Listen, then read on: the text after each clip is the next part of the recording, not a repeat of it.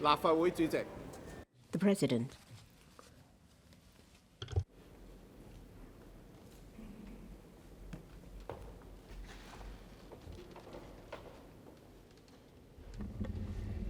質詢第一項質詢，吳永嘉議員。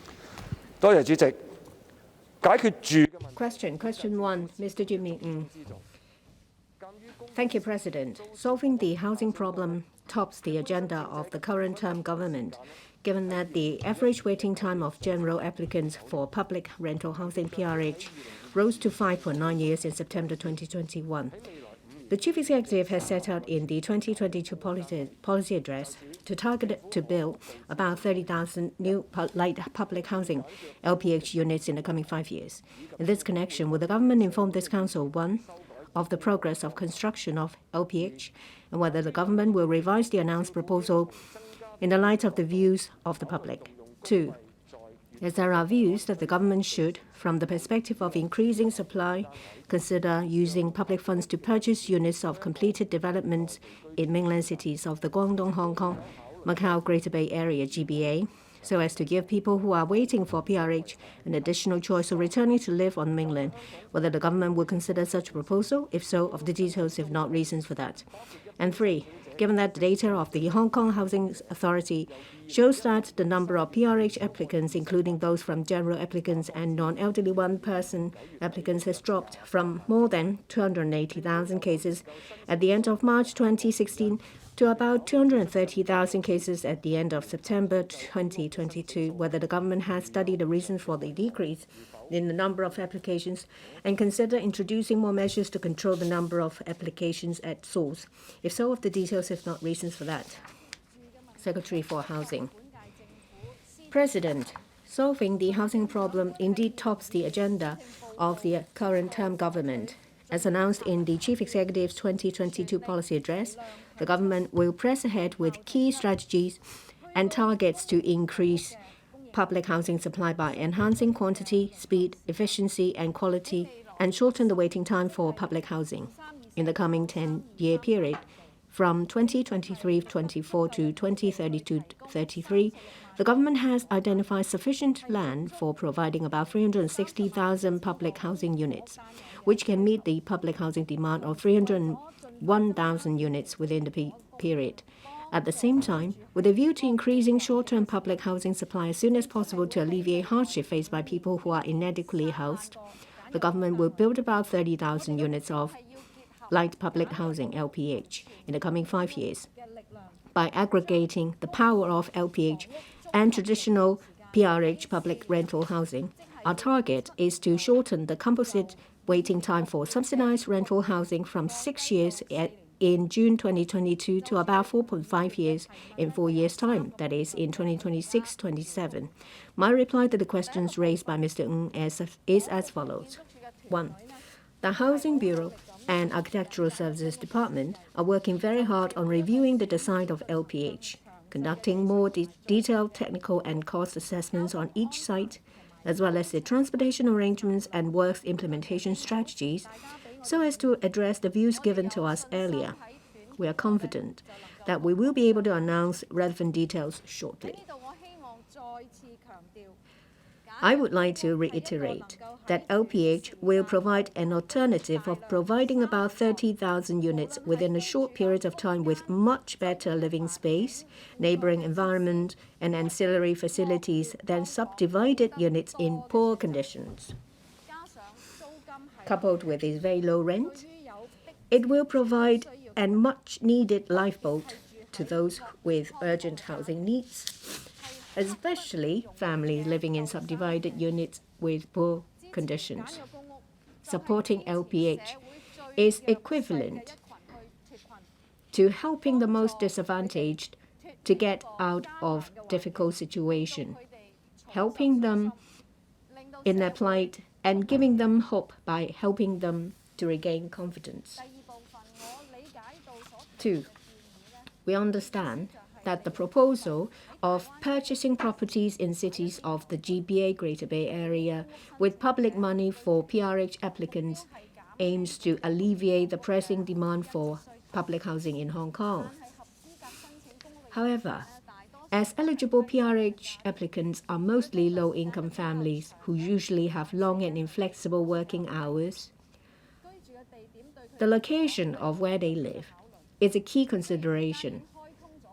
Although existing transport infrastructure has shortened the traveling time between Hong Kong and the GBA, low-income families might not be able to afford the transportation cost commuting to Hong Kong on a daily basis. Furthermore, many low-income families need to rely on Hong Kong's public healthcare and social welfare services, and most of their children attend schools in Hong Kong. Arranging PRH applicants to live on the mainland would affect their everyday arrangements. It also poses additional economic and familial burden on them. Based on these reasons, we consider that the proposal to purchase properties in the mainland to house PRH applicants is unlikely to be well received at this stage. 上邊嘅公屋申請個案數字係取決於多個因素。 3. The number of PRH applicants on the waiting list is affected by a number of factors, including the number of newly registered applications, the number of applications housed to bear PRH, and the number of cancelled applications. The number of PRH applications on the waiting list in the last 6 years, that is 2016-17 to 2021-22, is set out at Annex. The number of general applications had remained at about 150,000 cases during that period.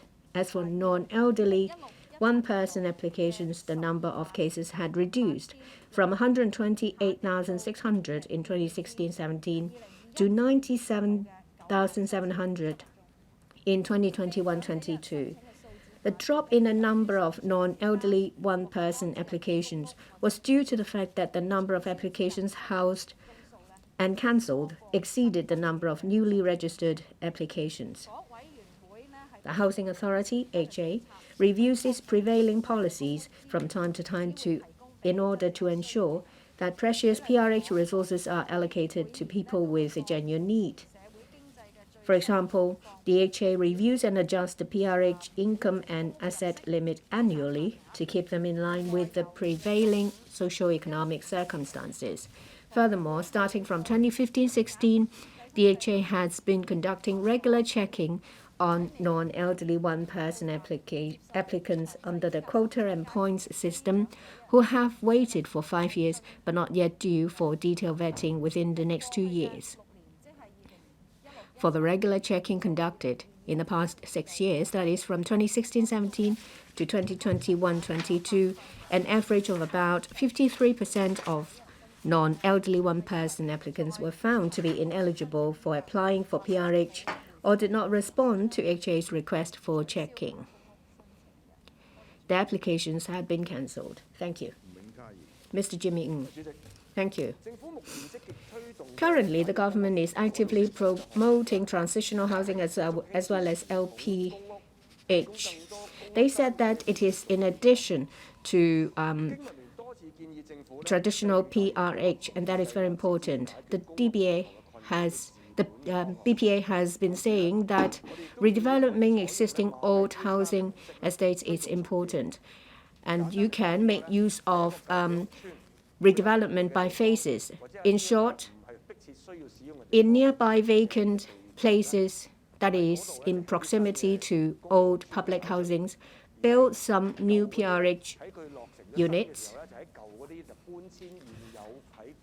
Tenants in old PRH estates can be moved to these new PRH units, that is, PRH units in 7-10 stories high will be replaced by PRH estates with 20 stories high. That means more people can be housed.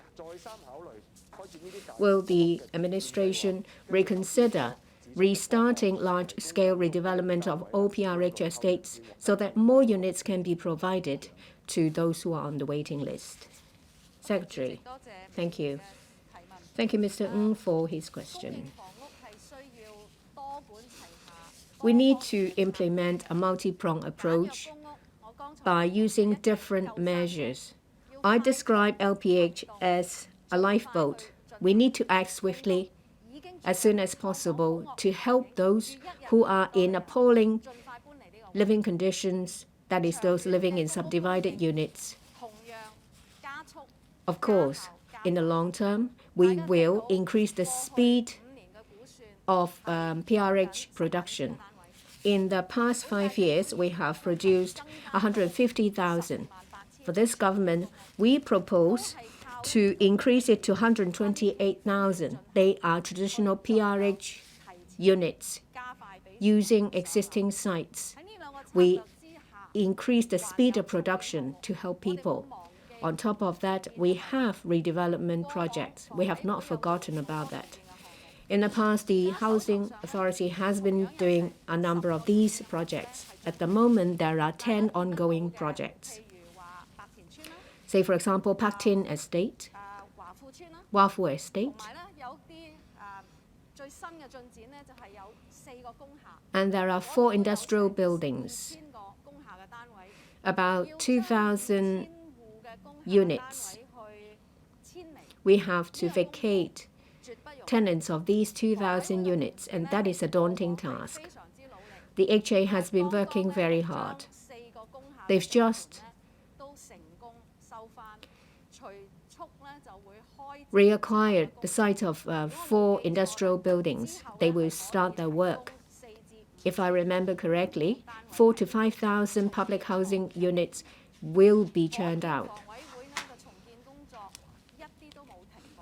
The HA has not paused or stopped in their redevelopment projects. By doing these projects in phases, that is a very important strategy we have adopted. Using Pak Tin Estate as an example, we build new blocks in a nearby vacant site and decant tenants. Similarly, in Wafu Estate, we make use of a site nearby. We form the land, build a brand new block, and rehouse tenants there. This method takes longer, but it's something that we will do. But we can't use the same approach to every project. There may be a site that is seemingly vacant, say a basketball court. But if we build a block there, it will be too close to nearby buildings, affecting light permeation. It may also affect emergency vehicular access. So it's not as simple as using every single vacant site nearby to rehouse existing tenants. We have to conduct technical assessments. But I thank Mr. Ng. We will consider every project with potential. Of course, on top of that, we have to consider the condition of the buildings and other factors. We will select another estate for redevelopment. We will announce details shortly. Mr. Lam Kwong, thank you. Secretary, I strongly support the government's initiatives in the efforts to increase traditional public housing and light public housing. However, they have neglected the needs of singletons. For LPH, they are for people who have been waiting for more than 3 years and who are living in appalling condition.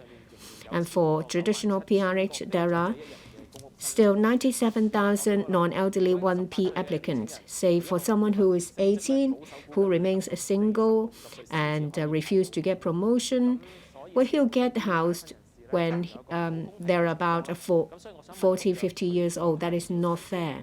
So apart from enhancing the overall volume of production, will they consider the quota and point system for singletons? Can we make use of existing quarantine and isolation facilities and turn them into units for singletons?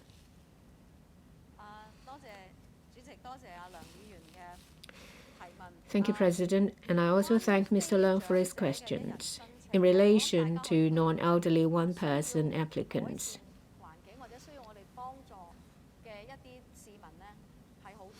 there are many of them who need our help. DHA has been discussing matters of priority. Of course, families with children, they will be accorded priority. Elderly people, they need to be given priority.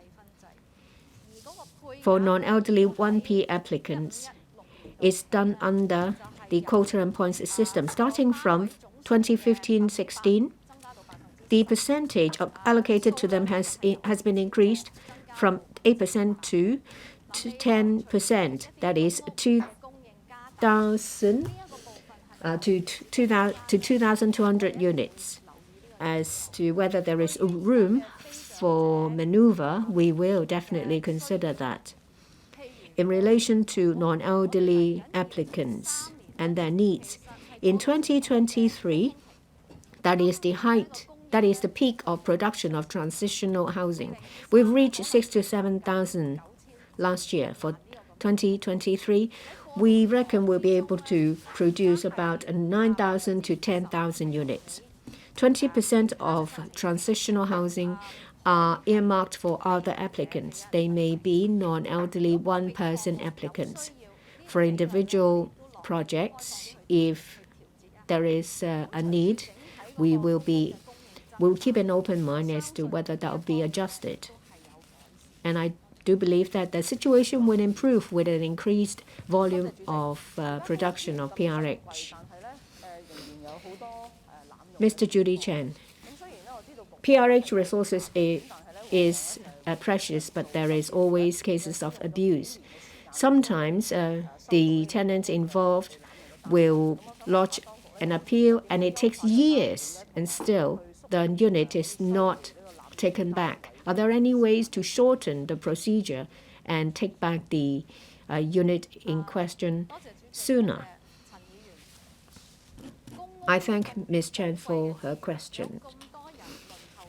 Public housing is precious. There are many people on the waiting list. We are concerned about abuse cases, and we work to tackle them. We learn about these abuse cases from complaints. In addition to that, we carry out investigations. There is a dedicated unit which will carry out in-depth investigation into suspected abuse cases. If there is any false declaration, or if it's a case when someone say that they are living in the unit but in fact they're not, they will have to they will be held criminally liable if it's found to be untrue. We have many different ways. We have regular meetings with relevant law enforcement agencies, and we will work on expediting the process by making use of different means, say, for example, technology. In relation to the appeals board, we may increase the pool of members in the panel, hopefully to shorten the time it takes to handle a case. We'll continue to review the situation to make improvements. Mr. Junius Ho. Thank you. Just now, we have heard an explanation that people living in subdivided units should get the help they need to move to public housing, because living in subdivided units a day longer is too much. I would ask the Secretary to make use of a weekend of hers to go to the mainland to learn about new technologies that they can use to build LPH in a very speedy way. Perhaps during the Chinese New Year, I'll be your personal escort to take you to the mainland to find ways to build LPH in the quickest possible way so that people who are living in appalling conditions can be housed. Would you accept my invitation? I thank Mr. Ho for his invitation. I would like to say that there are indeed many different videos and clips showing fast production, makeshift structures. Some of them are indeed done very professionally. At the same time, there are some methods that are not suitable for Hong Kong. We have typhoons. We can have T10. There are some cheap ways to produce housing, but it will not even withstand a typhoon signal number 1. I'm very much interested in Mr. Ho's invitation. I hope that it's not just me and Mr. Ho.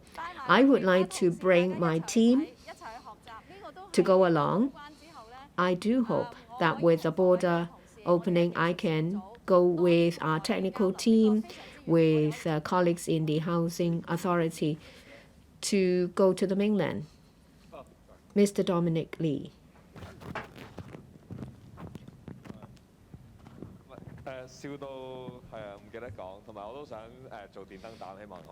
I'll be the gooseberry. I hope that you won't mind. Previously, there was this Mr. Kwok Gokchagin, who loves to take out judicial review. He's found to be an abuser of public housing. From 2019, he let someone else stay in his PRH unit when he's actually living somewhere else. Just now, the Secretary said that there is a mechanism to handle cases of abuse. How come that for this case, it takes 3 years and for the media to find this case out? And he's been abusing his public housing unit for 3 years. Isn't it just a tip of the iceberg? Secretary, I won't comment on individual cases.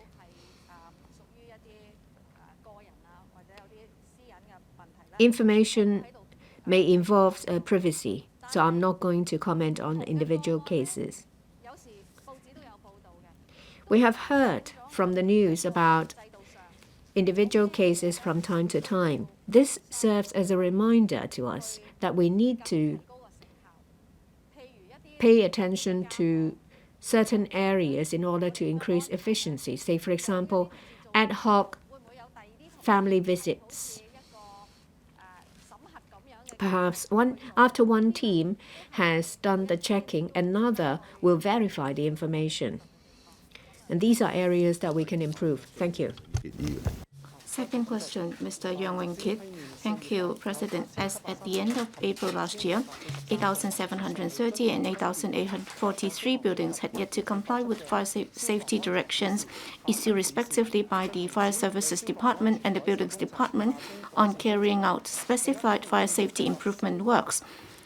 On the other hand, the government plans to amend the Fire Safety Buildings Ordinance to empower BD and FSD to carry out improvement works for owners of old buildings who have failed to comply with the requirements of the ordinance, including complying with the directions or default works, and to recover relevant fees from such owners. In this connection, will the government inform this Council? 1. Whether it will consider carrying out free inspections and assessments for buildings which have received the directions and allowing the owners concerned to adopt an approach of dealing with simple tasks first before dealing with difficult ones in carrying out the improvement works.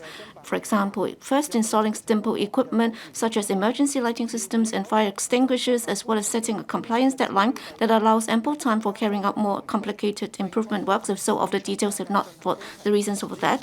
And 2, whether it will establish a clear tendering system for the default works, increasing transparency of the charges, and ensure that the works will be carried out at market prices, as well as let the owners concerned know the cost of the works and the administrative costs before commencement of works, if so, of the details, if not the reasons for that.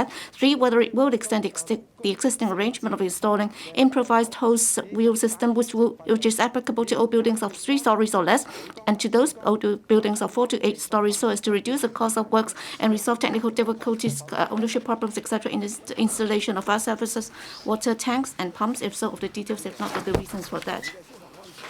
President, fire safety in buildings is a matter of great concern to the public. It is the government's goal to provide residents with better protection by enhancing the fire safety in buildings, especially the old ones, and that was what led to the enactment of the Fire Safety Buildings Ordinance, or the ordinance in the first place. The ordinance, which came into operation in 2007, stipulates that about 13,500 composite and domestic buildings across the territory constructed in or before 1987, or target buildings, must be enhanced to meet modern-day fire protection requirements. The Fire Services Department, or the FSD, and the Buildings Department, or the BD, will conduct inspections and issue to owners and/or occupiers fire safety directions that specify the fire safety improvement works required. As at the end of October 2022, the two departments, or the enforcement authorities, or the EAs, completed the inspection of about 10,470 target buildings and issued over 333,750 directions, about 60% of which have yet to be complied with. My reply to the question raised by the member is as follows. 1. From the perspective of fire safety, only by carrying out the fire safety improvement works as required by the EAs in a holistic manner to improve fire service installations and fire safety construction of buildings will fire safety standards of buildings be enhanced effectively. This is also the policy objective of the government. Carrying out the works in buildings in a piecemeal manner cannot effectively enhance the overall fire safety of old buildings. We understand that building owners require time to coordinate for and carry out the fire safety improvement works, including arranging for investigation and assessment subsequent to the receipt of directions. In this connection, the EAs normally give building owners 1 year to comply with the directions. The EAs will, on the premise that basic fire safety will not be compromised, adopt a flexible and pragmatic approach in handling individual cases. If the owners need more time to prepare for and carry out the works, we will consider their applications for extending the compliance period of the directions in light of the justifications provided in the applications and/or the scale of works involved. 2. The government has adopted a multi-pronged approach to provide support to old building owners. Nevertheless, some owners may still have difficulties in carrying out the works due to reasons such as the lack of technical knowledge or coordination capability. The government agrees that there is a need to take into account the BD's experience in the work of building safety and a similar mechanism under the Buildings Ordinance to amend the ordinance in order to empower the EAs to carry out fire safety improvement works for owners of target buildings who have failed to comply with the ordinance, or we call that default works, and to recover the relevant fees from such owners upon completion of the works. In July 2022, the government listened to the views of the panel on security of this council and commenced a public consultation exercise. The views we collected generally supported the government's legislative amendments proposal with a view to enhancing the fire safety of target buildings holistically. When formulating the default works mechanism, the EAs will draw reference from the BD's experiences, act in accordance with the government's tendering system, which is clear, open, and fair. Specifically, the requirements under the government stores and procurement regulations will be followed in the formulation of appropriate assessment criteria such as price reasonableness, technical proposal, and past performance, etc., for consideration and approval. And the appointment of contract consultants and government-approved contractors to carry out the default works for owners will be made through a tender process, ensuring the maintenance of cost-effectiveness, transparency, equity, and fairness in the selection of consultants and contractors. Following the completion of investigation and assessment on the default works by the contract consultants appointed by the EAs may make available to the building owners concerned the initial proposal and preliminary total cost estimate, including cost of works, other relevant fees, including supervision charges, and surcharge of not exceeding 20% on the aforementioned cost for the default works. If building owners arrange for the fire safety improvement works themselves, they can also make reference to the reference unit rate of typical works items listed on the website of the Urban Renewal Authority. 3. The EAs understand that owners of individual old buildings may encounter difficulties in complying with the directions due to structural or spatial constraints or other reasons. As such, the EAs have adopted a flexible and pragmatic approach in handling individual cases on the premise that basic fire safety must not be compromised and have put in place an array of facilitation measures. The FSD has launched the improvised hose reel systems or direct feed, which allows buildings of 3 or fewer stories to have their fire services systems operating on direct water supply from government mains, or commonly known as town mains. Besides, the capacity requirement for fire services water tanks of most 4 to 6 story buildings has been lowered from 2,000 litres to 500 litres, whilst that of most buildings of 7 or more stories has also been lowered from 9,000 litres to 4,500 litres. Having regard to the structures and geographical locations of the buildings, the BD has also amended the Building Minor Works Regulation, allowing owners to, amongst others, erect small water tanks according to the simplified requirements and procedures under the Minor Works Control System. The FSD has also been actively exploring more facilitation measures, including working with the Water Supplies Department to expand the use of the improvised hose reel systems direct feed type to 4 to 6 story buildings where installation of water tanks is not feasible due to structural and spatial constraints or other reasons. The FSD is now taking a step further to study the feasibility of applying the concept of the above-mentioned system on 7 to 12 story buildings, such that installation of fire services water tanks will not be required, with a view to facilitating target buildings to tackle challenges arising from technical or spatial constraints or other reasons. We have also been proactively rendering assistance to old building owners on other aspects. On the financial front, the government, in partnership with the Urban Renewal Authority, has announced the launch of the 3rd round of Fire Safety Improvement Work Subsidy Scheme, which will accept applications from April this year to assist more owners in need to carry out works. On coordination among owners, the government has also got a series of measures in place to assist the owners in forming owners' corporations and advise them on building management matters, etc. It is the responsibility of owners to timely repair and properly maintain private buildings, including carrying out the fire safety improvement works. The government will only, under exceptional circumstances, carry out default works for buildings which do not comply with the ordinance. Our objective is to assist owners in complying with the ordinance by adopting a multi-pronged approach. In tandem with the work to improve the ordinance, the government will continue to strive to improve fire safety standards through providing financial, technical, and coordination support, as well as taking enforcement actions, etc., with a view to creating a safe living environment for the community. Thank you, President. Mr. The administration is prepared to extend the improvised hose reel system to buildings of 4 to or even taller buildings and so on. So when will you complete the study? And also, what about the timetable, the roadmap for this? Because in the older district, owners of old buildings, because they are already breaching your directions, and therefore they are being sued, and therefore you will have to have measures to help them deal with such practical issues. Thank you. Yes, Secretary. Thank you, President. Yes, on the question raised by the honourable member, in the first quarter of this year, we have already arranged for those buildings of 4 to 6 stories tall.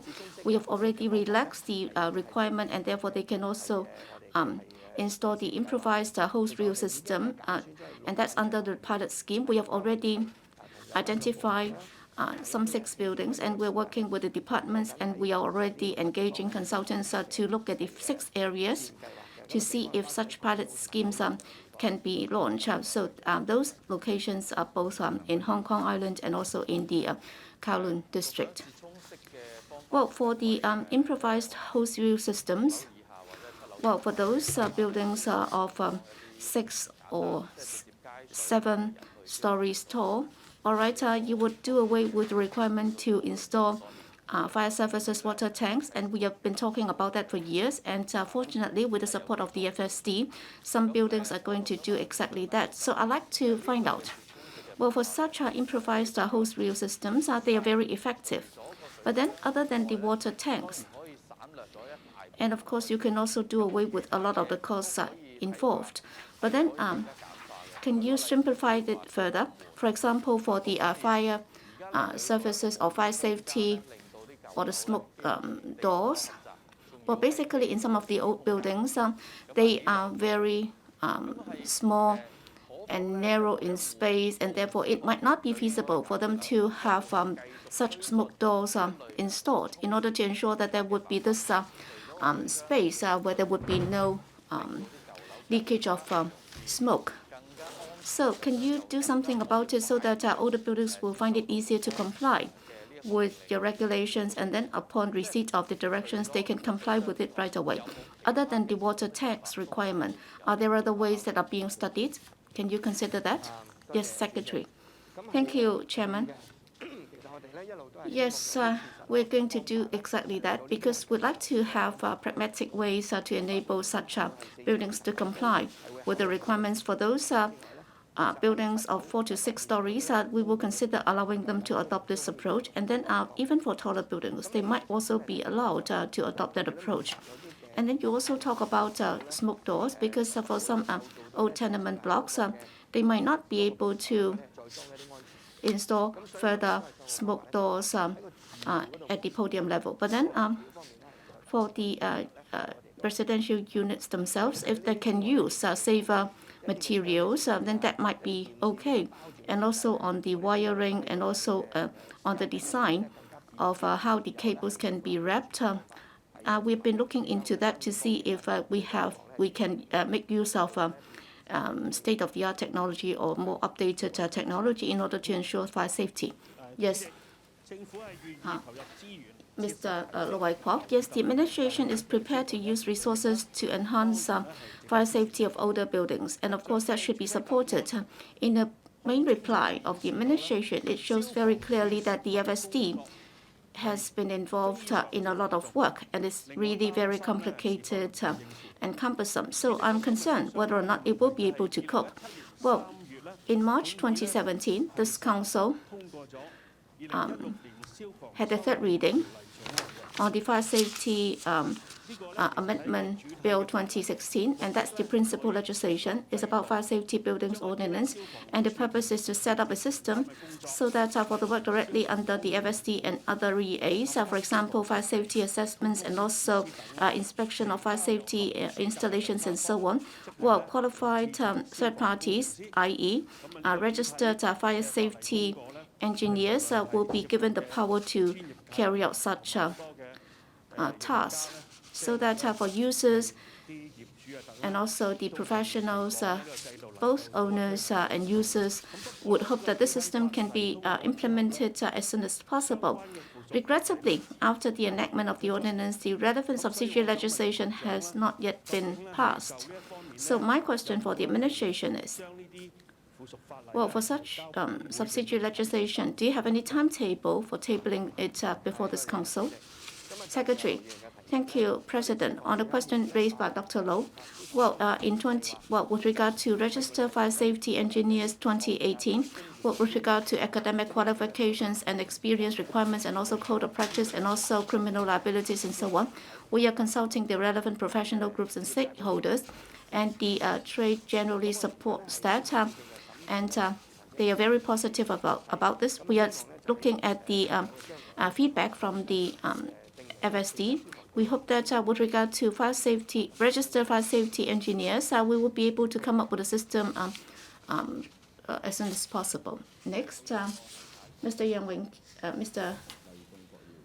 Stanley Ng, I'll be the next. Okay, Mr. Lai Tong Kwok. President, well, the Fire Safety Buildings Ordinance was enacted in 2007. And the FSD has already issued over 30,000 directions. Regrettably, up till now, some 60% of those directions have yet to be complied with. Right now, the Secretary is telling us, well, the FSD is thinking about the improvised hose reel systems that are applicable to buildings of less than 3 stories. Well, that can be extended to taller buildings in order to resolve the problem. And they are actually thinking about extending it to 4 to 6 story buildings. And then secondly, they would take a further step to extend it to 7 to 12 story buildings. I think this is very desirable. And that would also expedite the progress of improving fire safety installations of older buildings. But then, after such a long time, you've been doing it, and yet there has been no substantial progress. According to my understanding, for buildings of less than 3 stories, basically you will rely on the water pressure, so the fresh water can be pumped up for the purpose of extinguishing of fire. So what about taller buildings? What kind of difficulties are you encountering? So how can you resolve the problem of water pressure then? Secretary. Thank you, President. With regard to the question asked by Mr. Lai, we have already technically extended it to 4 to 6 story buildings or even 7 to 12 story buildings. We cannot just rely on water pressure. We will have to install pumps. And then we will have to adopt an alternative approach so that water will not spill over to the other tanks, contaminating freshwater supply. We have already come up with the relevant design so that on the one hand we can pump the water up without contaminating the water in the freshwater tank. Yes, Holden Chow. Well, Secretary, President, in the main reply, in the second part, you said that if owners have failed to comply with the direction, then under the new mechanism, you can carry out default works on their behalf and then recover the relevant costs from the owners. I think that mechanism is also desirable because that would avoid a lot of the controversies arising from the existing mechanism. Given the fact that we have already put in place this new system, so can you relax it a bit further so that the owners can choose to have the government carry out the default works on their behalf? So that would make things a lot more simple instead of having to demonstrate that they have difficulties in complying with the direction. So can you be more flexible so that the government can take over such works in order to resolve any further conflicts amongst the owners? Secretary, well, for buildings fire safety, mainly is the responsibilities of the owners, and if the administration is to take over all the responsibilities, simply our resources are not used in the best possible manner. But then we do have our criteria to select buildings. For example, there might be practical problems making it difficult for them to complete the works. For example, some owners cannot be found. They have been to overseas countries for a long time. So we do have a mechanism to help these owners with practical difficulties to complete the works, and we have to set priorities. Question number 3, Mr. Winston Chiang. Thank you, President. Part 4A of the Landlord and Tenant Consolidation Ordinance, LTCO, which relates to tenancy control and subdivided units, SDUs, came into force in January last year. However, as at the 31st of October last year, the Rating Evaluation Department RVD had only processed 8,020 notices of tenancy, which is less than 1/10 of the current number of about 100,000 SDUs.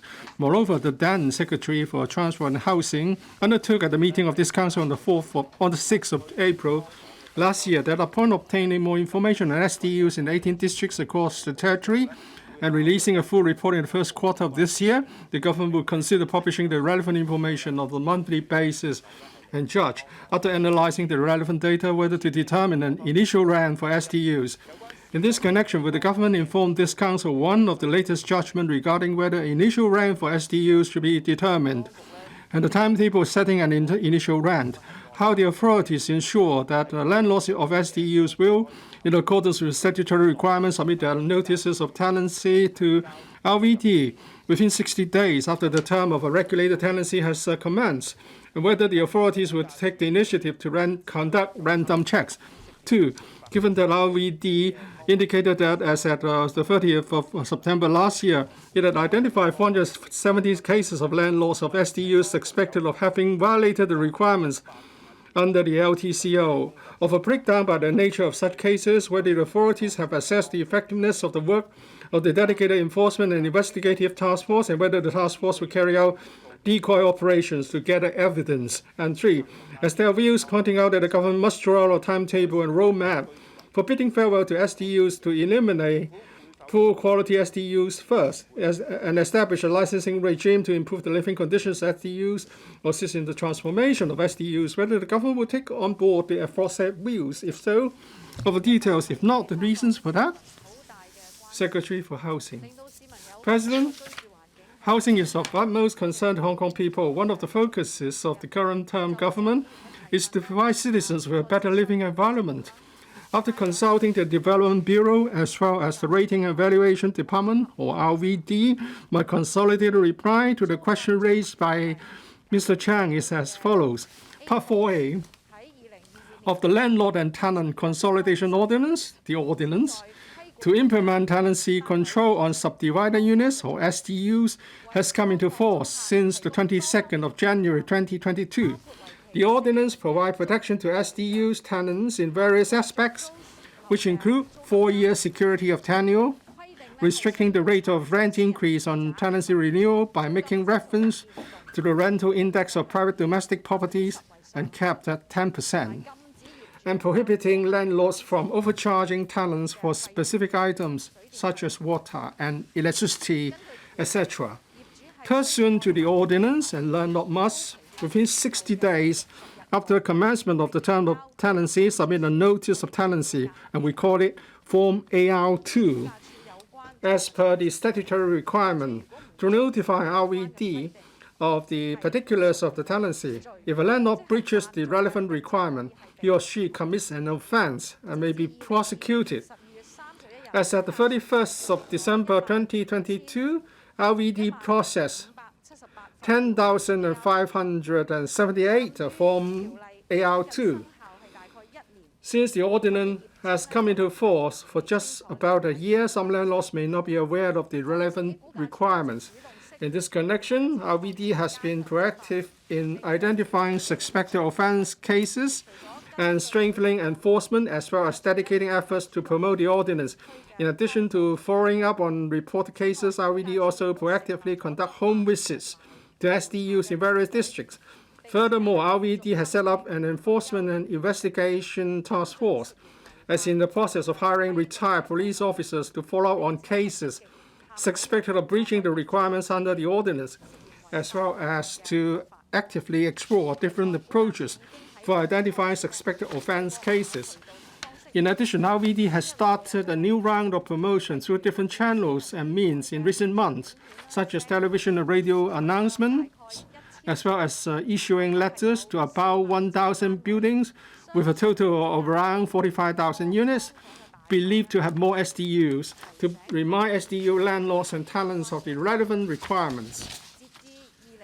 As at the 31st of December 2022, RVD identified a total of 1,098 cases of landlords suspected of breaching the ordinance, which represents an increase of over 100% as compared to the 467 cases in the end of September.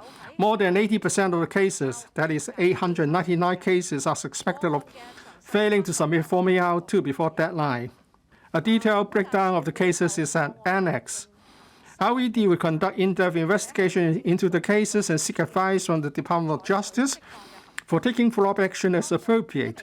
Among the cases, a landlord who failed to produce copies of the bills and provide an account in writing when requiring the tenant to reimburse the apportioned water and electricity charges, and who also failed to provide the tenant with a rent receipt, was convicted guilty in December 2022 and was fined a total of $6,600. RVD is following up on other cases and will take prosecution action against landlords contravening the requirements. The government would like to remind all SDU landlords again that they must comply with the requirements under the ordinance. Meanwhile, we'll also appeal to tenants to come forward and report if they encounter any situation contravening the requirements so as to protect their own rights. We expect that the number of Form ARs received by RVD will gradually increase as a result of the enhanced publicity and enforcement. The government will also publish SDU rental information within the first quarter of this year, as undertaken earlier. As the number of Forms AR2 processed by RVD at the moment only accounts for a fraction of the number of SDUs in Hong Kong. There is yet sufficient data for government to fully assess the effectiveness of tenancy control measures. The government will continue its publicity and enforcement efforts so as to receive more Forms AR for analysis and consider in due course if there's a need to implement further measures, for example, whether to set the initial rent. On the other hand, although the government does not have a licensing or registration system for SDUs currently, it does not mean that SDUs are not subject to regulation. Apart from the ordinance which regulates SDU tenancies, the Buildings Ordinance, enforced by the Buildings Department, also regulates building works associated with SDUs. The Buildings Ordinance regulates the fire safety, building structure, environmental hygiene, ventilation, lighting, etc. of SDUs. A fundamental approach to resolve the problem of SDUs is to continuously increase land and housing supply. The government will spare no effort and rise to the challenges ahead. To this end, the proposed light public housing project can immediately provide some 30,000 units within 5 years, offering better accommodation for at least 80,000 people gradually. This could address the housing needs of those in inadequate housing in the quickest, most direct and effective manner. In the future, as the supply of land and housing continues to increase, the demand for SDUs will significantly reduce. Thank you, President. Mr. Winston Chang. With 30,000 light public housing and 20,000 new units. So what's your assessment, Secretary? In 5 years' time, how many SDUs are we going to see eliminated from the market? And what measure will be taken to eliminate low-quality SDUs? Thank you, President. Thank you, Mr. Chang. As Mr. Chang rightly pointed out, we are now carrying out some transitional housing projects.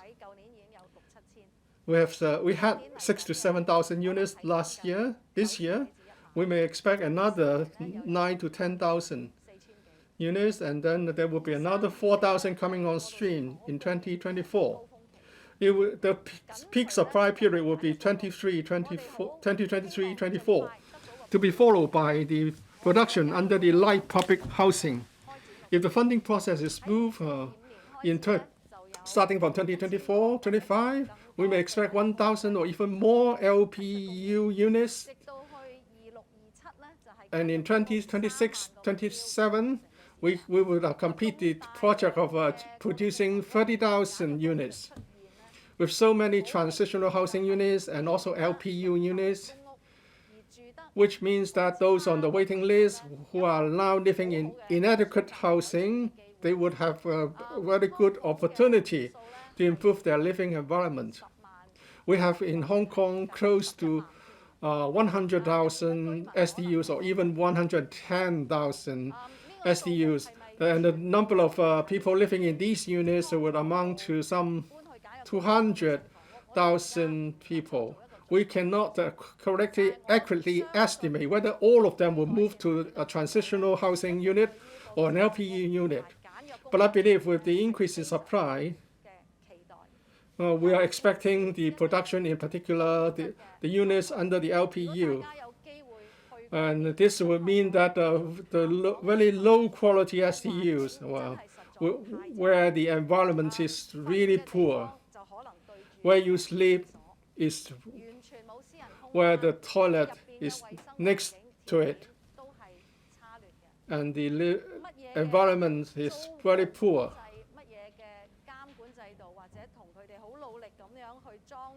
Tenancy regulation or installation of water meters and electricity meter cannot really compare to the production of transitional housing units and LPU units in alleviating their hardship.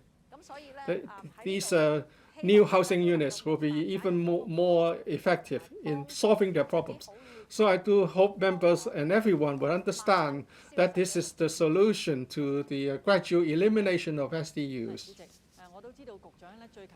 Mr. Yong Ho-yen, I understand the Secretary has recently visited some SDU tenants, and you know that they are in a very dire situation. The LTCO has been enacted for a year now. When we discussed the bill, many members had a debate about whether the cap of rental increase should be 10%.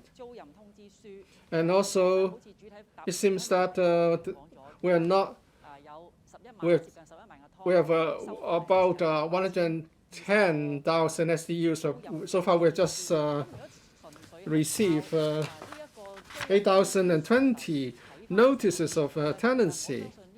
So if we judge the effectiveness of the ordinance in view of the number of notices received, it seems that you are very reactive in your approach. Are you going to pay more visits to assess whether the regulation of the tenancy regulation system is really working? Secretary for Housing. Thank you, President. Thank you, Ms. Young.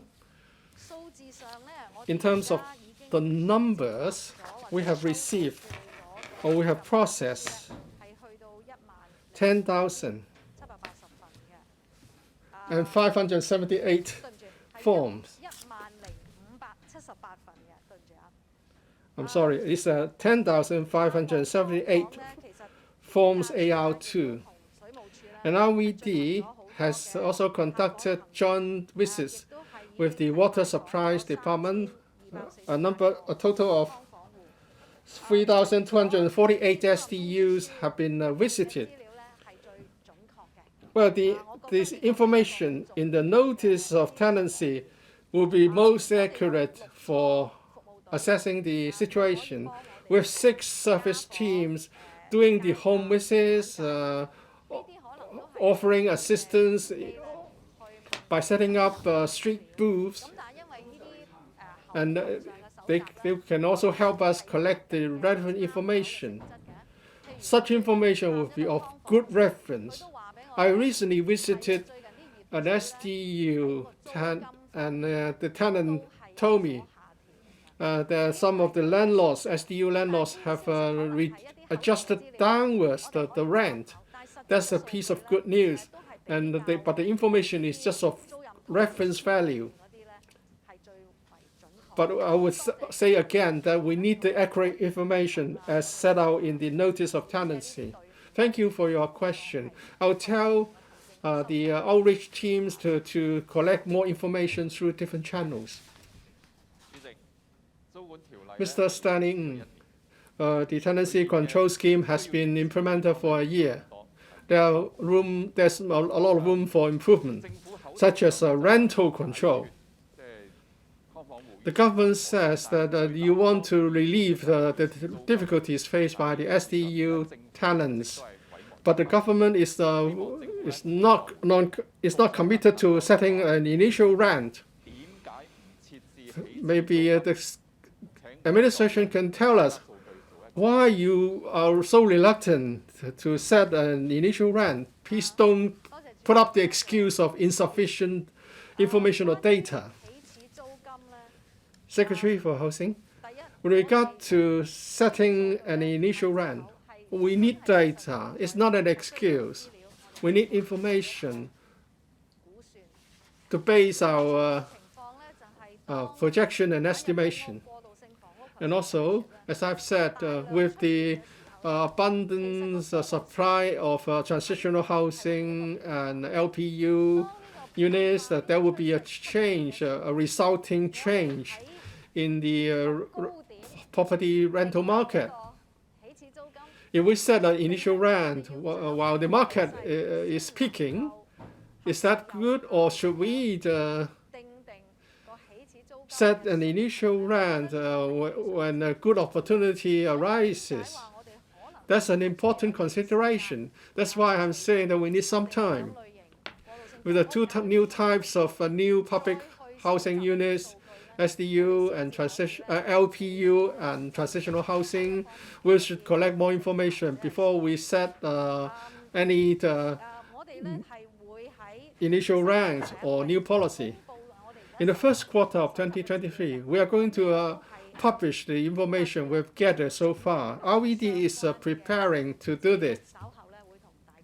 And in due course, the information will be shared with members.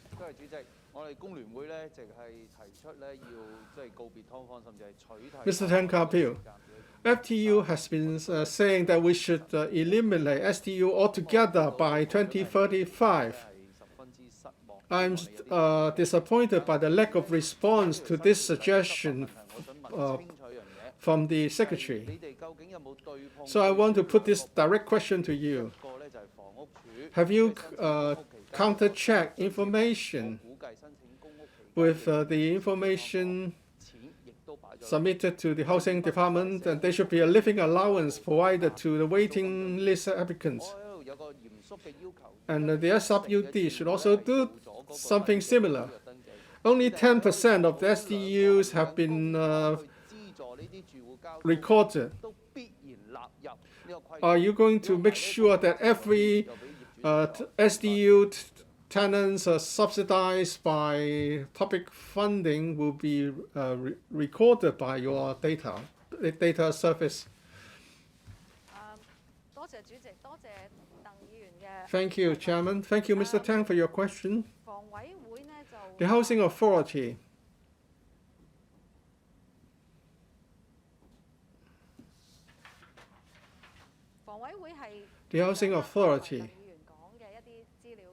is aware of the information referred to by Mr. Tang.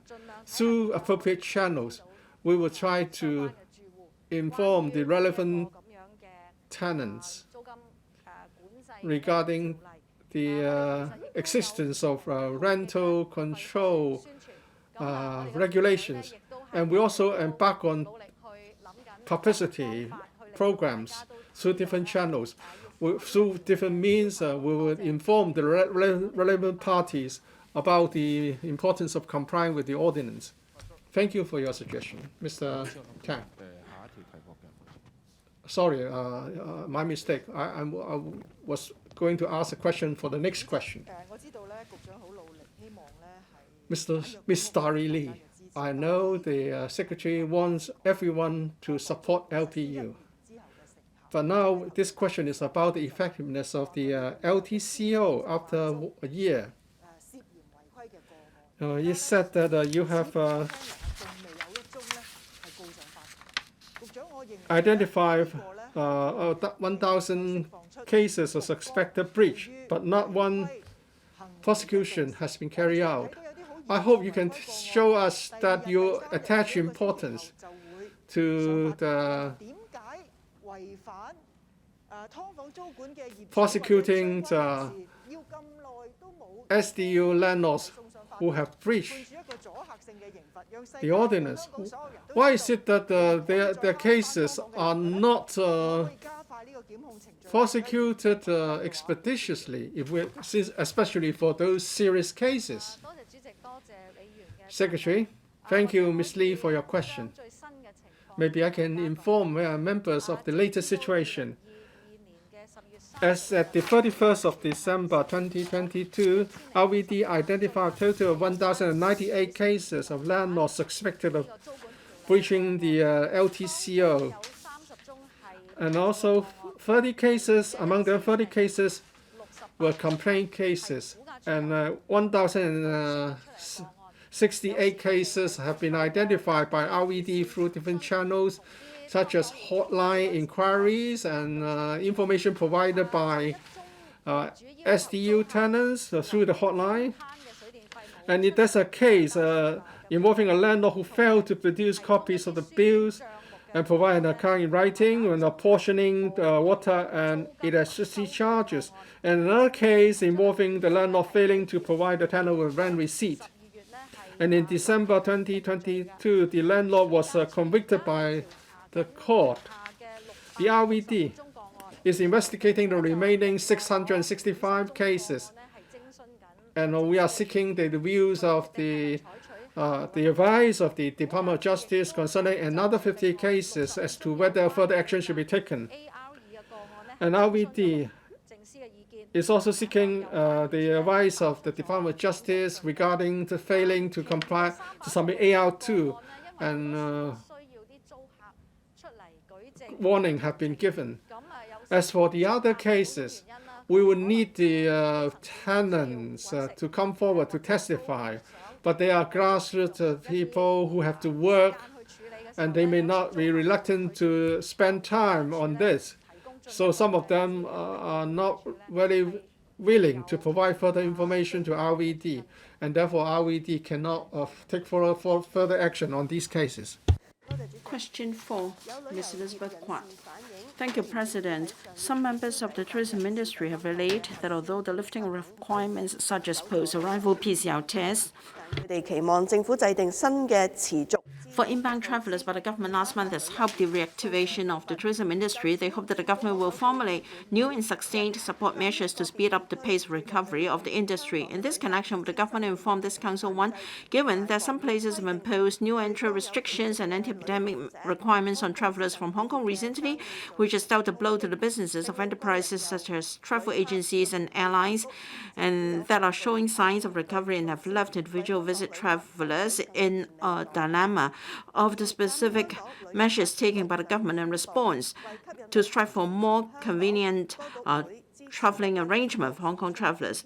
2, as the Hong Kong Tourism Board announced last month that in order to attract travelers to visit Hong Kong again, HKTP will support relevant organizations giving away air tickets, partner with various sectors such as restaurants and hotels, in launching various concessions and promotional activities, organize and support a number of mega events and international convention and exhibition events, as well as invite hundreds of travel trade media and key opinion leaders from around the world to visit Hong Kong of the details and timetable of such work. And 3, given that after 3 years of the pandemic, quite a number of travel agencies, as well as local and cross-boundary coach companies and retail enterprises serving travelers, have ceased operation, and most practitioners concerned have also switched to other industries, whether the government will consider introducing new and sustained support measures, including financial assistance, so as to assist the industry in recruiting and training staff afresh, comprehensively examining and repairing their vehicles, applying for licenses, etc., thereby restoring and strengthening the receiving capacity of the tourism industry. If so, the details, if not the reasons for that. Secretary for Culture, Sports and Tourism. President, in respect of the question raised by the Honourable Elizabeth Kwat, having consulted the CS for Administration's Office, the Commerce and Economic Development Bureau, and the Transport and Logistics Bureau, the consolidated replies as follows.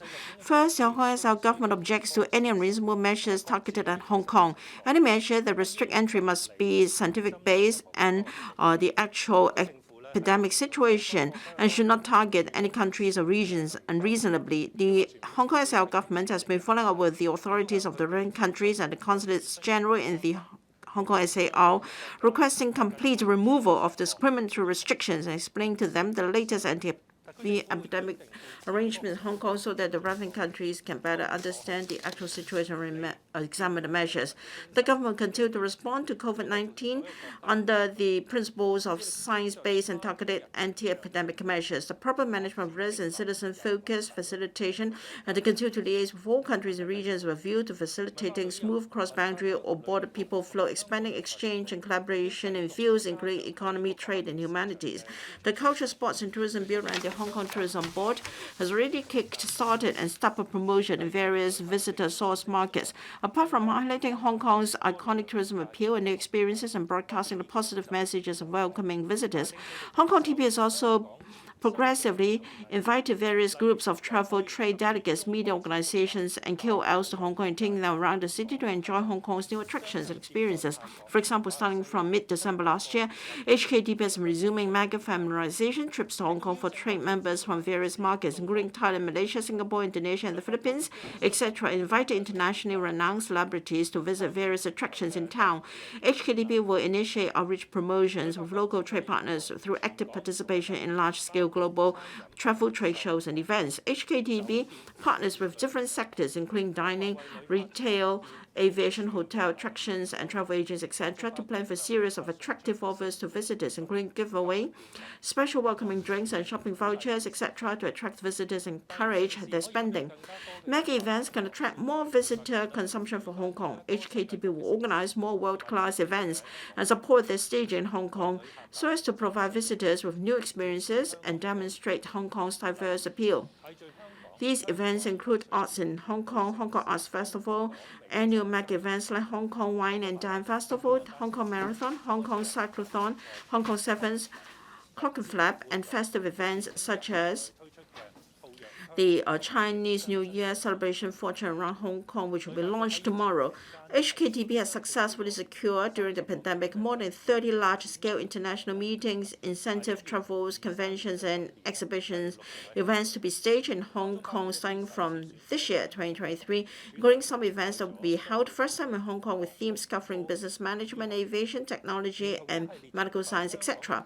Coupled with the return of a series of flagship conventions to Hong Kong, including the jewelry shows, Cosmoprof, and Asia Fruit Logistica, etc., will close to 300,000 attendees are expected in June and September to attract high-end business travelers to revisit Hong Kong. Other government departments, including the Commerce and Economic Development Bureau and the Hong Kong Trade Development Council, will also subsidize large-scale convention events for staging in Hong Kong. Leveraging Hong Kong's geographic advantage of being well connected to the mainland overseas, the government will strengthen the support for securing more large-scale international MICE events to come or return to Hong Kong to attract high-value-added overnight visitors to Hong Kong and establishing Hong Kong as the premier regional MICE destination.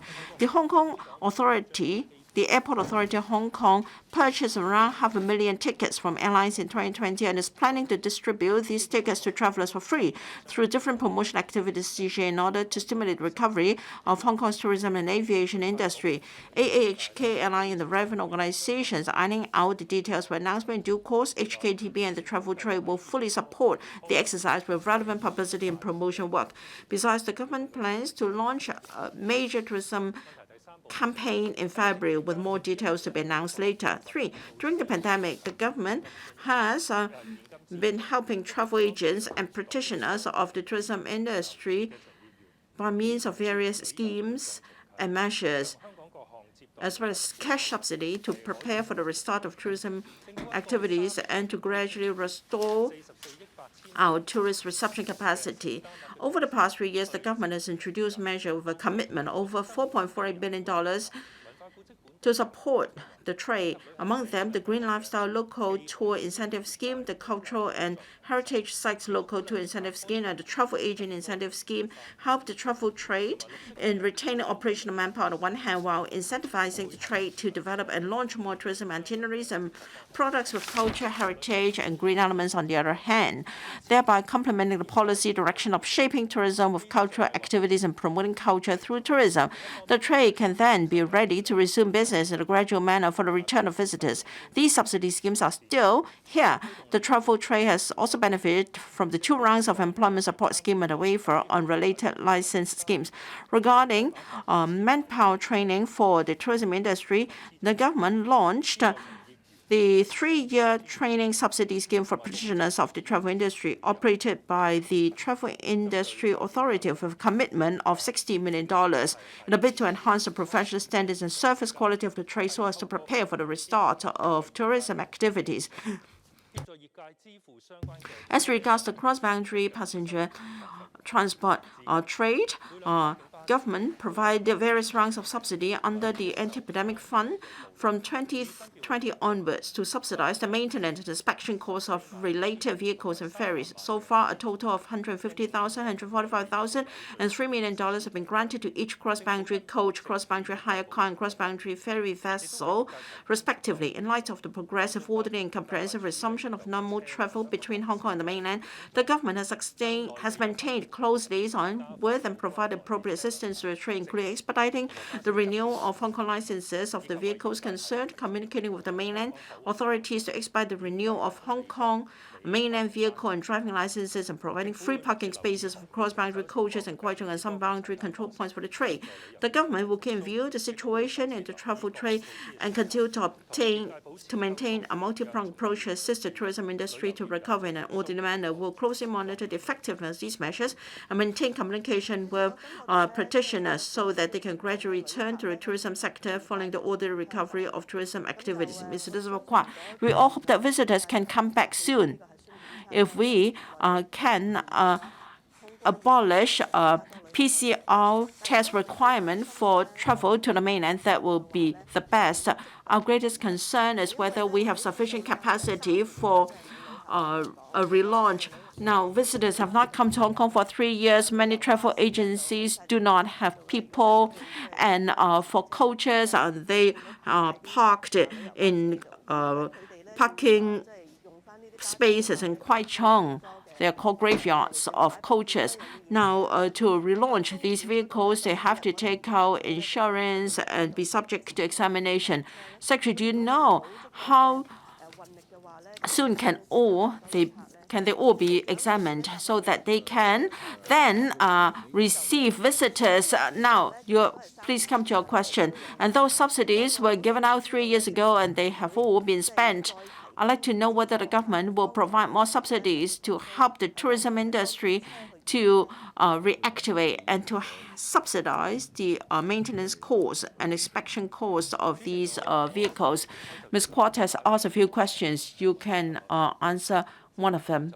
May I invite the Undersecretary for Transport and Logistics to respond on questions of maintenance and inspection of vehicles. Now, for subsidies given out in the past few years, true, some have been spent, but we still have schemes in operation, including the Green Lifestyle Local Tour Incentive Scheme and the Travel Agents Incentive Scheme. And the TIA has also been operating some training schemes for the practitioners. They are still in progress. For the travel industry to recover, we have to bear in mind two things. We must attract more visitors to come to Hong Kong to boost the consumption. And secondly, we must assess our receiving capacity.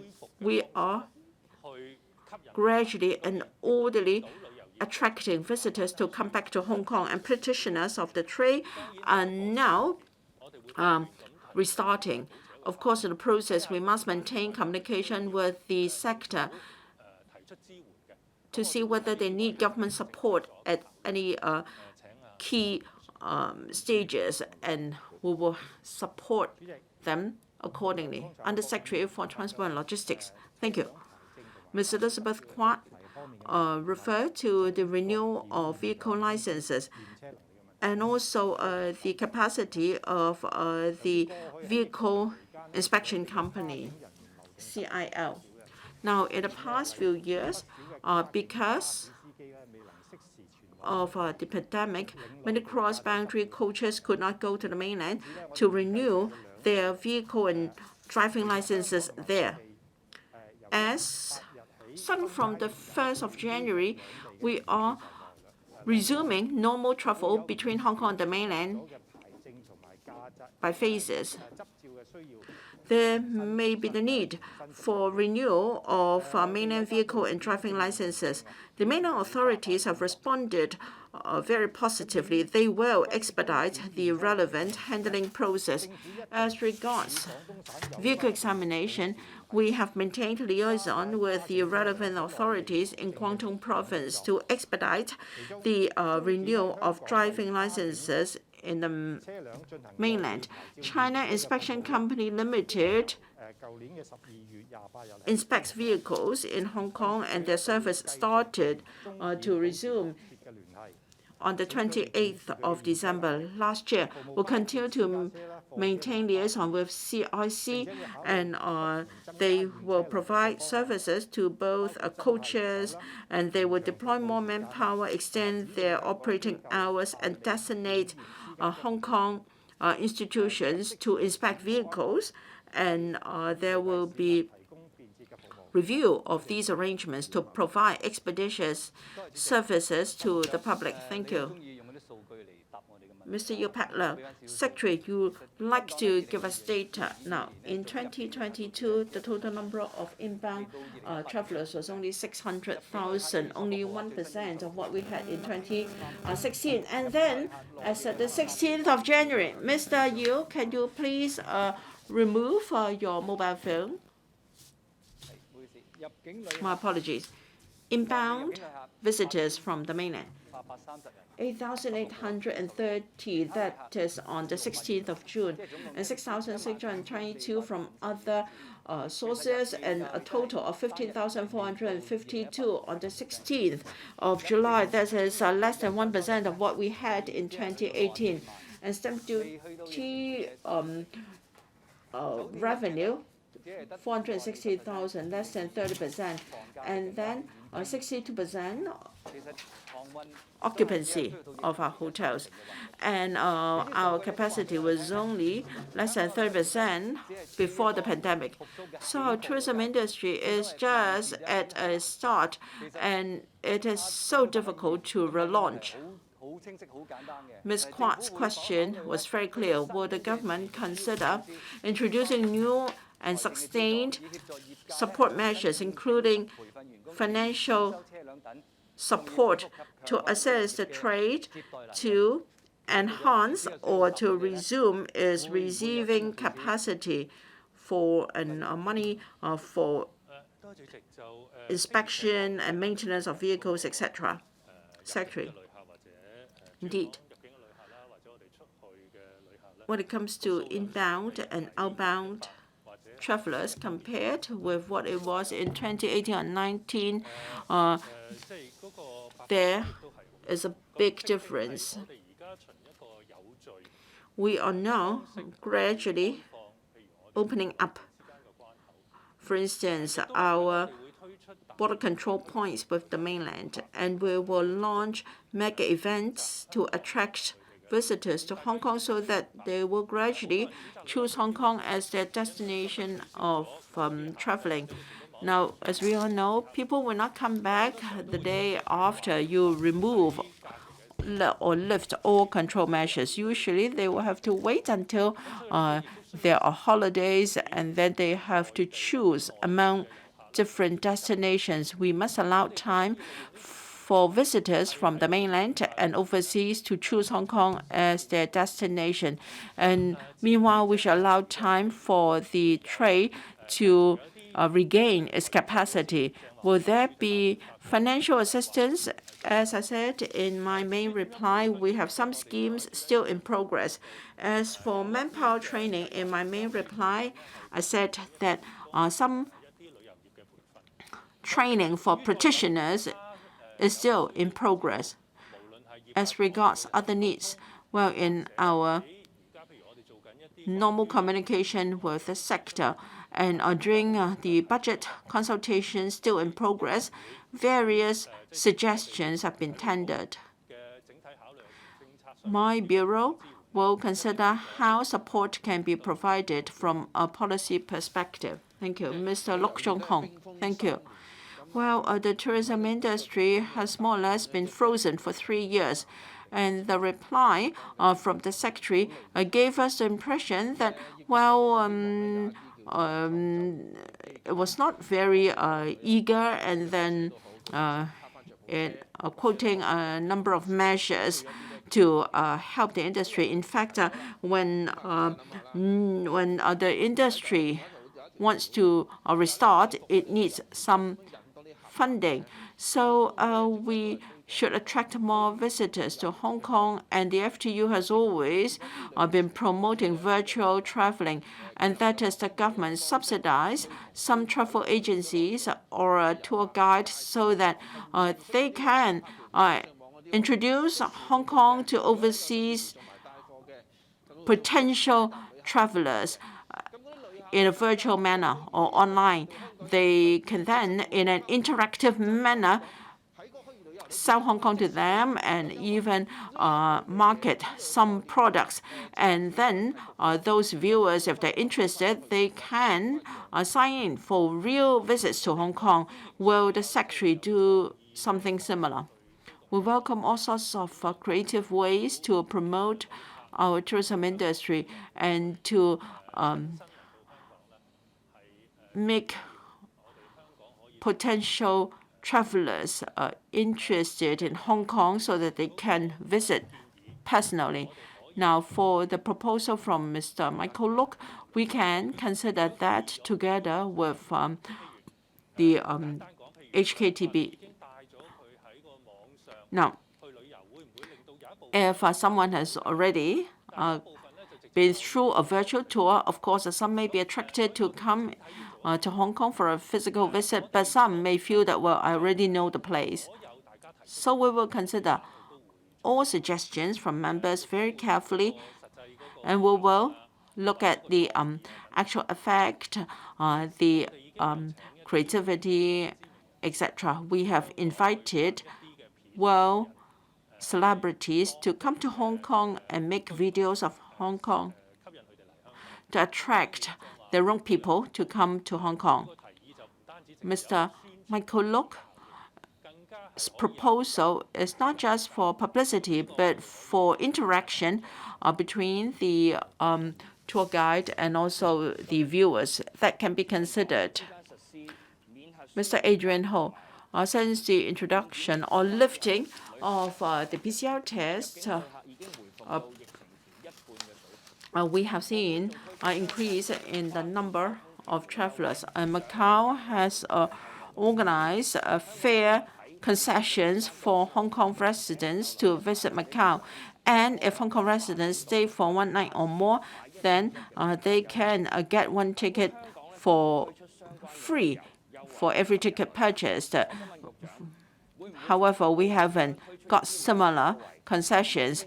Will the administration consider similar attractions so as to attract travelers from all over the world to come to Hong Kong and boost consumption in this sector? Thank you. In second paragraph of my reply, I have set out plans that will be rolled out very soon. That includes promotion in the mainland and overseas as regards cooperation with the retail and hospitality sector and airlines, how we can introduce various attractions for overseas visitors to come to Hong Kong to spend money and to see our attractions. And we can also use major events or mega events to attract visitors. And I also mentioned the purchase of air tickets by the airport authority earlier on and how they will be distributed. In February, we are going to launch a major tourism promotion campaign, and our details will be given later. And you will know how we're going to promote further development of the tourism industry. Thank you. Question 5, Mrs. Regina Ip. Thank you, Mr. President. In 2012, the government conducted a feasibility study on the development planning for the future land use of the ex-Lama Quarry, or the quarry hereinafter area located on the Lama Island.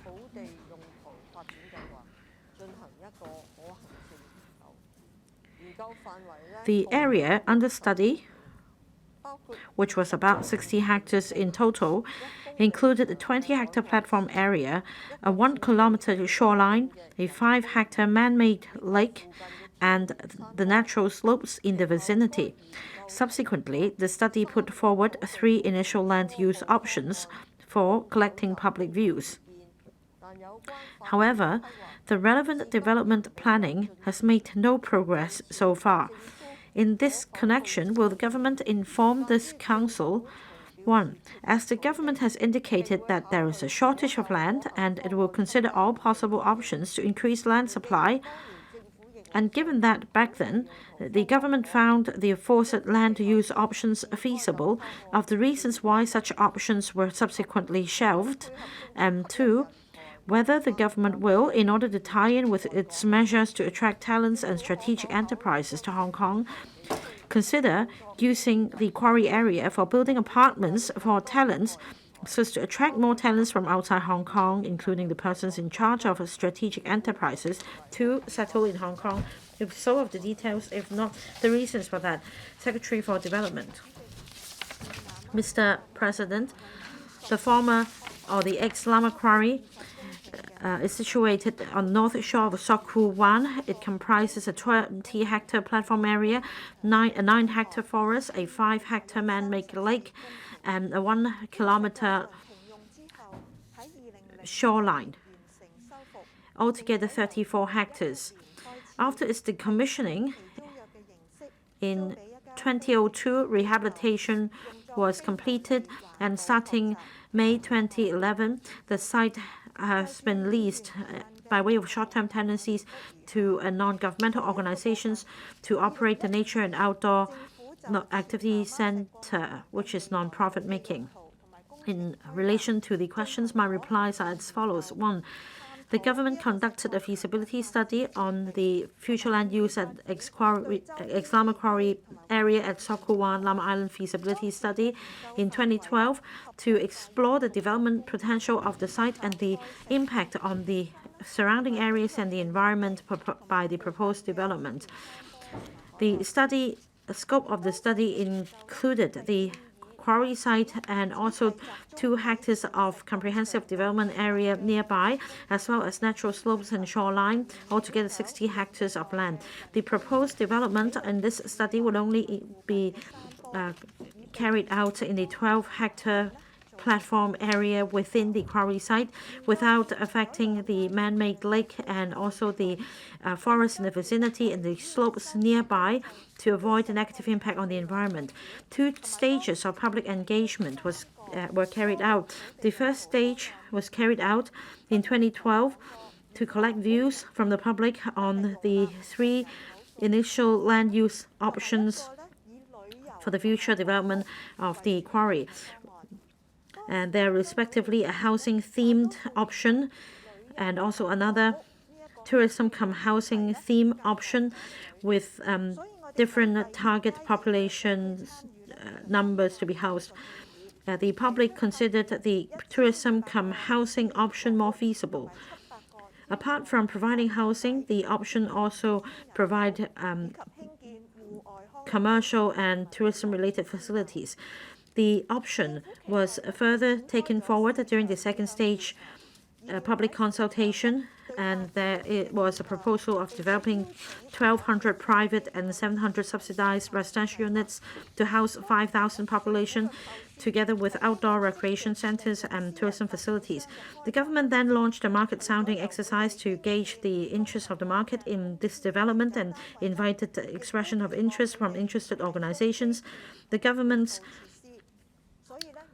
proposal at the time was to leverage on private developers' capability in providing infrastructure and supporting facilities and to build public-private residential buildings. The exercise interviewed different developers, hotel operators, and NGOs of different scale. According to the findings, in short, the market was concerned about the lack of transport and infrastructural facilities such as pier roads, drainage, sewage facilities, water supply, and public utilities. A lot of investments will have to be involved in upgrading the infrastructure, considering the cost effectiveness, financial viability, etc., together with the market's commitment in building and funding the infrastructure. There was a lukewarm interest. The development proposal, therefore, had not been taken forward. Part 2 of the reply. At the moment, Lama Island is served by ferry services, basically 2 routes, plying Central and Yongshuwan, Sokuwan, whereas the capacity of the existing infrastructure, such as water supply, drainage, and sewage roads, cannot cope with large-scale new developments. Because of the lack of infrastructure facilities, the quarry site cannot provide or increase land supply in the short to medium term. However, under the multi-pronged land supply strategy and also the proximity of the quarry site from the urban districts in to Hong Kong Island, we're not excluding the possibility of developing the sites. The previous market sounding exercise was based on the option of tourism-cum-housing development. Now, this option entailed a greater demand for infrastructure, not to mention the proposal's requirement for private developers to fund the construction of infrastructure. The market was not interested because of the huge cost. We plan to holistically review the land planning, development, scale, and mode infrastructure facilities and transportation for the site together with the cost effectiveness of the overall development in mapping out the future development of the quarry site. We will also explore the option of mixed land use to provide facilities for uses that require a lesser demand for infrastructure, especially transportation, such as leisure and recreation, training facilities, and other uses that do not require daily commuting. These industries, which meet the criteria, may be included. And we'll also explore the possibility of having the government providing infrastructure before we put up the land for sale. We'll strive to commence the study within 2023. As for building apartments for talents, we note this suggestion, and we will consider that when we take a holistic review of the future land use of the site. However, let me share my view with you. Usually, apartments for the working class should be closer to the workplace, and the ex-Lama Quarry site in this regard may be disadvantaged. In fact, the government has been providing various supports to attract talents. For example, last year, the policy address announced that accommodation will be provided for I&T personnel, such as the Inno cell to be built in the proximity of a science park, and also accommodation for personnel working in the Hong Kong Shenzhen I&T Park. We are also going to give more flexibility to the planning of Santine Technopole so as to provide more accommodation for I&T talents. Mrs. Regina Ip. Mr. President, I think that anyone who has been to the Lama Island will enjoy its scenery. It's also welcome by foreigners. Because of a lack of development, the facilities available in the Lama Island are quite dilapidated. Well, Mrs. Regina, please put the placard a bit further away from your mic. It seems that it's touching your mic. Right, am I coming through, Mr. President? Once again, let me just repeat. There is a great natural landscape and scenery in the Lama Island, and the place is welcomed by foreigners. There is also an organization in this regard. Now, because of lack of development for a long time, the facilities there are dilapidated. There is a man-made lake here. The government should put this great lake to good use so as to, say, provide elderly facilities, accommodation, say even accommodation for talents working in Cyberport. It's just a 15-minute journey from Cyberport. So my question is for the Secretary to actively consider conducting a study because this place is such a great place for water sports, for the retirees and for overseas talents, so that we have the prerequisites to better attract foreign talents and also improve the facilities there. Mr. President, as I said just now, we will strive to commence a study within this year. And drawing on previous experience, whenever we explore options to increase our housing supply, we consider, for example, whether there are alternatives for housing to be provided in urban areas, because the infrastructure cost here would be huge. And alternatively, if we use the site to house facilities that don't require a lot of infrastructural support, such as what Mrs. Regina Ip mentioned, then I think that the government may give its support. Mr. Chen Ha-fong, on the one hand, the government says that the government must maximize the use of every piece of land to increase housing supply. But on the other hand, the government is dragging on its feet. The ex-Lama Quarry site was rehabilitated in 2012, and the study was conducted in 2014, and it's been 20 years. According to the government, another study will begin now. Because of lack of study and lack of infrastructure development projects that will face obstacles. Now, my question is it possible not to leverage on private market? Instead, the government can take a more proactive approach to improve the living condition and the living environment for residents in Lamma Island. Because of lack of infrastructural support, Lamma Island residents cannot visit the doctors anytime they want. Will the government take a more proactive stance in taking part in the study? Mr. President, what the member said is related to a legacy issue. We have a housing shortage. This is a long-standing problem. We accord priority to resolving housing issues. And during the study, we also collected views from residents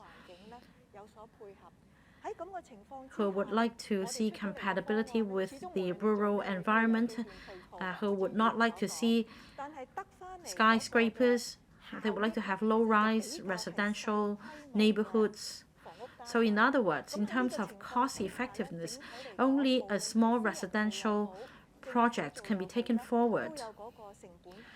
So that's a cost-benefit consideration to be taken into account either by the government or by private developers.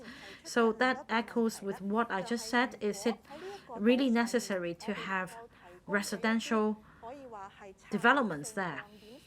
And alternatively, we can make use of this site and provide other strategic facilities that cannot be housed elsewhere, then the cost effectiveness will be much greater. I mean, apart from cost effectiveness, we also take into account the benefits that can be brought to the public.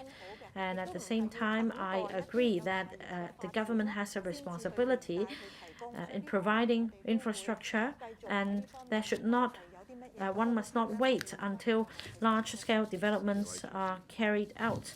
We are now considering whether there is room to do so. Mr. Tony Jack. Thank you, Mr. President. Secretary, as I can see from your main reply, and I believe many will share my sentiment, that the government has not been active enough. The site was rehabilitated in 2002, and yet the study took 20 years. The government is a big waster in terms of financial viability and issues relating to infrastructure. These are not the reasons why the project has not been taken forward. So in your next study, you should place more emphasis on financial viability. And for certain land uses, is it possible to reprovision these facilities from urban areas to Lamma Island? And I agree with the Secretary that we can look for facilities that do not require daily commuting. I just want to make sure that there won't be another 10-year study without making any progress. Secretary, I note the member's comment. In this study, we'll strive to work on the land use options. The options should be put up for discussion earlier so that we can then assess the financial viability of these options. I believe we are not going to repeat the last experience. We will take a more proactive approach in providing infrastructure rather than relying on the market. As long as there are benefits for the community as a whole, we may consider taking it forward. Mr. Kenneth Lau. Lamma Island residents would like to see